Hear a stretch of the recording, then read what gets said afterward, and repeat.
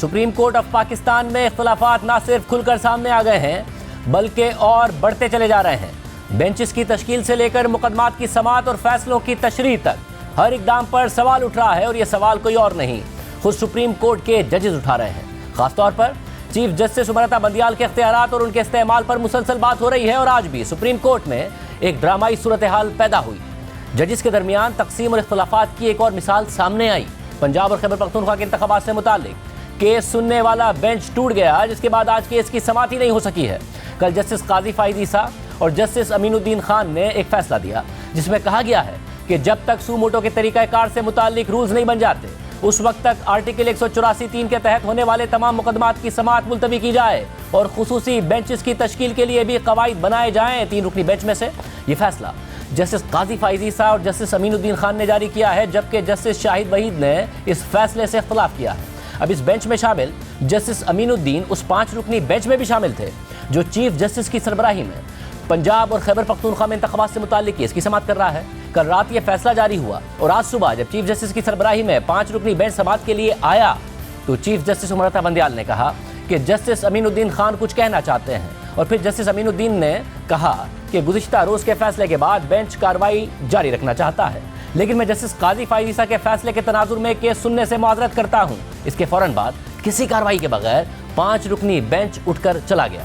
इसके बाद शाम 4 बजे तक ना तो बेंच केस सुनने के लिए आया और ना ही इस हवाले से कोई हुक्म जारी किया गया। फिर कयास आराइयाँ होने लगी कि शायद चीफ जस्टिस बार काउंसिल्स और हुकूमत का देरीना मुतालबा मानते हुए फुल कोर्ट तश्कील देने जा रहे हैं ताकि तमाम जजेस की मौजूदगी में जो भी फैसला आएगा इससे अदलिया का अपना तनाज़ा भी ख़त्म हो जाएगा और आईनी बहरान भी हल हो जाएगा। मगर फिर 4 बजे के करीब अदालती अमले ने आकर बताया कि कल सुबह 11:30 बजे यही बेंच केस सुनेगा, लेकिन जस्टिस अमीनुद्दीन खान इसका हिस्सा नहीं होंगे। यानी चीफ जस्टिस की सरबराही में जस्टिस एजाजुल अहसन, जस्टिस मुनीब अख्तर और जस्टिस जमाल मंदूखेल ही समाअत करेंगे। लेकिन अहम बात यह है कि आज जो कुछ हुआ इसका कोई हुक्मनामा सामने नहीं आया है। ना तो जस्टिस अमीनुद्दीन खान के बेंच से अलग होने की तहरीरी वजूहात सामने आई हैं और ना ही चीफ जस्टिस का बेंच के टूटने और मजीद समाअत कैसे होगी इससे मुताल्लिक कोई तहरीरी हुक्मनामा सामने आया है। यानी ना हुक्मनामा सामने आया है और ना ही फुल कोर्ट बना है।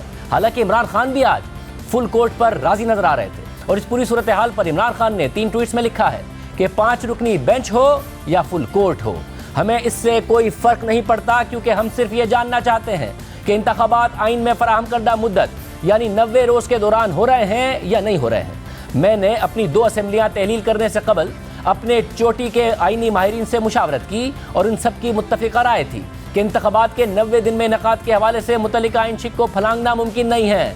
मुजरिमों की इम्पोर्टेड सरकार, इसके सरपरस्त और एक निहायत मुतनाज़ इलेक्शन कमीशन अब आइन का खुला मजाक उड़ाने पर उतर आए हैं। दस्तूर के मुख्तलिफ हिस्सों और शिकों को खुद के लिए काबिल अमल जबकि दीगर को नाकाबिल निफाज करार देकर ये गिरोह दरअसल पाकिस्तान की असास पर हमलावर है जो आइन और कानून की हुक्मरानी पर इस्तवार है। इंतखाबात से इस हद तक खौफजदा और अपने सज़ा याफ्ता मुजरिम कायदीन को बचाने के लिए इस कदर बेचैन है कि दस्तूर और कानून की हुक्मरानी की आखिरी अलामत तक को मिटाने पर आमादा है। जबकि वज़ीर दिफा ख्वाजा आसिफ ने आज कहा कि बेंच का टूटना इस बात की निशानदही है कि सब ठीक नहीं है। सुप्रीम कोर्ट के अंदर इत्तेहाद का मुजाहरा नहीं हो रहा है तो वो सियासी जमातों को कैसे कहेंगे कि इत्तेहाद करें। बेंच का टूटना है या जो 4-3 और 3-2 की जो क्राइसिस चल रही है इस बात की निशानदेही कर रही है कि ऑल इज़ नॉट वेल। सियासत इस वक्त जिन हालात पे जिस नैज पे पहुंच चुकी हुई है, मेरा ख्याल है कि सुप्रीम कोर्ट को अपने आप को उससे महफूज रखना चाहिए। यहाँ पे अंदर इत्तेहाद का मुजाहरा नहीं हो रहा तो वो सियासी जमातों को किस तरह कहेंगे जी आप इत्तेहाद का मुजाहरा करें। सियासत जो है सियासतदानों के तक रहने दें। खुदारा सियासत जो है वो ऐसे अदारों में ना दाखिल होने दें जिन अदारों के हाथ में तराजू है। अब सूरत हाल ये है कि सुप्रीम कोर्ट के सीनियर तरीन जज जस्टिस काजी फाइज ईसा और justice Aminuddin Khan chief justice के इख्तियारात पर बाकायदा एक फैसले में सवाल उठा चुके हैं, जबकि इससे पहले जस्टिस याया आफरीदी और जस्टिस अतर मिनल्लाह इंतखाबात से मुताल्लिक अस्कुद नोटिस पर सवालात उठा चुके हैं और अपने इजाफी नोट दे चुके हैं, जिनसे बाद में जस्टिस मंसूर अली शाह और जस्टिस जमाल मंदूखेल ने भी इत्तफाक कर लिया और यह करार दे दिया कि फैसला 3-2 का नहीं बल्कि 4-3 का है। इसके बाद कल की समाअत में जस्टिस जमाल मंदूखेल बार बार ये मौक़िफ़ दोहराते भी रहे और खुली अदालत में पूछते रहे कि 1 मार्च का ऑर्डर ऑफ द कोर्ट कहाँ है। यानी सुप्रीम कोर्ट के 6 जजेस तहरीरी फैसलों में खुद नोटिस और चीफ जस्टिस के इख्तियारात पर सवालात उठा चुके हैं। अंदरूनी तकसीम और इख्तिलाफात में इजाफा हो रहा है। एक तरफ सुप्रीम कोर्ट में यह सूरत हाल है और ऐसे में हुकूमत भी अदलिया के हवाले से मुतहर्रिक हो गई है। 2 दिन पहले वज़ीर आज़म ने कौमी असम्बली से खिताब करते हुए इन मामलात पर कानून साजी की बात की। फिर काबीना ने supreme court practice and procedure के नाम से एक मुजव्वज़ा बिल की मंजूरी दे दी और उसी दिन ये बिल कौमी असम्बली में पेश किया गया, जिसमें तजवीज़ दी गई कि सू मोटो और बेंचेस की तश्कील का इख्तियार चीफ जस्टिस से लेकर 3 रुकनी कमेटी को दिया जाए, जिसमें चीफ जस्टिस समेत 2 सीनियर जजेस शामिल होंगे। इस बिल में आर्टिकल 184(3) के तहत होने वाले फैसलों में मुतासरा फरीकैन को अपील का भी हक दिया गया। फौरन ही ये बिल कायमा कमेटी को भेजा गया, जिसने कल सुबह के इजलास में इसकी मंजूरी भी दे दी और फिर कल ही हुकूमत ने यह मुजव्वज़ा बिल कौमी असम्बली से शिकवार मंजूर करा लिया और आज सेनेट से भी मंजूर करा लिया है। सेनेट में बिल के हक में 60 और मुखालफत में 19 वोट आए, जिसके बाद इसे मंजूरी के लिए सदर मुमलिकत को भेज दिया गया है। इस पर तहरीक इंसाफ के वकील अली जफर ने कहा है कि अदालती इस्लाहात का बिल आइन से मुतसादिम है और अगले 15-20 दिनों में कलअदम करार दे दिया जाएगा। सुप्रीम कोर्ट के इख्तियार में किसी किस्म की मुदाखलत करनी है कानून के ज़रिए तो उसका एक ही तरीका है, वो आइन। आइन के ज़रिए आप कर सकते हैं, नॉर्मल कानून के ज़रिए कर ही नहीं सकते। मैं आपको on the floor of the house कहता हूँ कि अगर हम ये इस किस्म का कानून पास करेंगे, अगले 15-20 दिन में ये कानून को कलअदम करार दे दिया जाएगा। इससे पहले तहरीक इंसाफ के रहनुमा फवाद चौधरी ने जस्टिस काजी फाइज़ के फैसले पर कहा कि यह शरारत है, लेकिन बैरिस्टर अली जफर का कहना था कि कोई शरारत की बात नहीं है।